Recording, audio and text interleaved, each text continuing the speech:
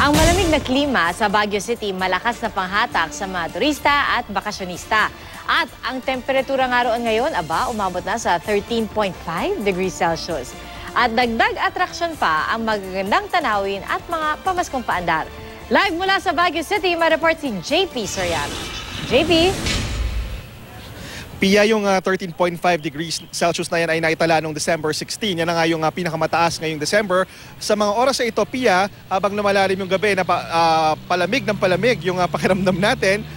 Last we check, naglalaro nasa 17 hanggang 18 degrees Celsius yung temperatura dito sa Baguio City. At ayon sa Pag-asa, Pia, asahang mas lalamig pa yan pagdating ng January, February. Kasabay niyan ang pagdating ng mas maraming turista. Umabot na sa 13.5 degrees ang pinakamalamig na temperaturang naitala sa Baguio City ngayong Disyembre. Ayon sa Pag-asa, lalo pang lalamig sa Baguio City habang papalapit ang Enero.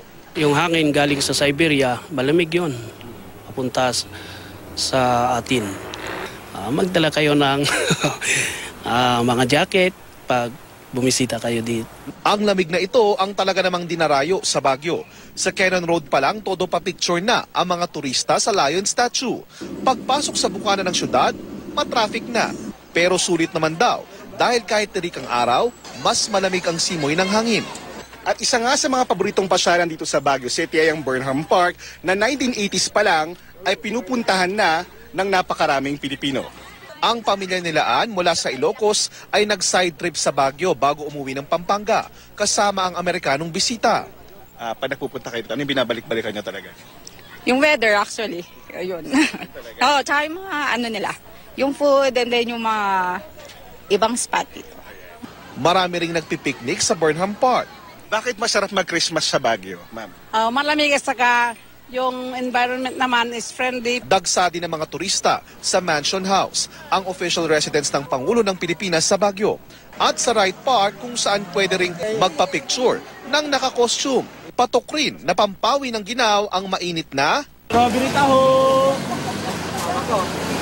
Strawberry taho!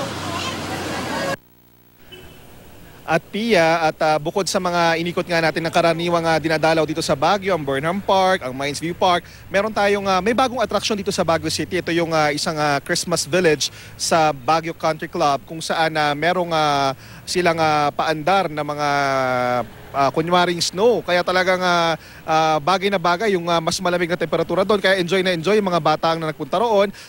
Sinasabi ng local tourism ng Baguio, inaasahan nila madaragdagan ng 50% yung darating pang mga turista dito sa Baguio. At kung fully booked na ang karamihan sa mga hotels ngayong Christmas weekend, payo nila mag-check na lang daw sa mga transient houses. Pia?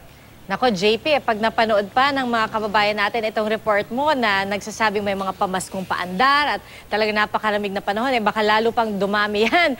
Kanina nakita natin dun sa video mo yung traffic dun sa may Cannon Road. Kapag nasa loob ka na mismo ng Baguio, yung halimbawa mag-iikot ka sa iba't ibang attractions, matraffic na rin ba, JP?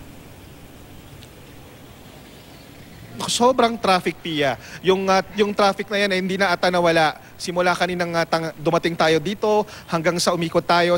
Pinaka-traffic lalo na sa paligid, sa mga main streets, sa mga busy streets kung saan maraming establishments.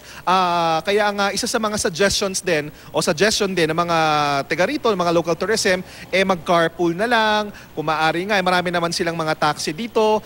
Maganda rin daw na maglakad na lang. Isa yan sa mga paraan para ma-enjoy din daw yung Baguio through sa pamamagitan ng paglalakad. Traffic din talaga, Pia, isa sa mga nagiging kumbaga sagabal para mas ma-enjoy mo pa talaga yung, o mas ma-appreciate mo yung kagandahan ng Baguio City. Pia. Okay, yung suggestion, JP, na ilakad na lang, totally malamig naman. Maraming salamat sa iyo, JP Soriano.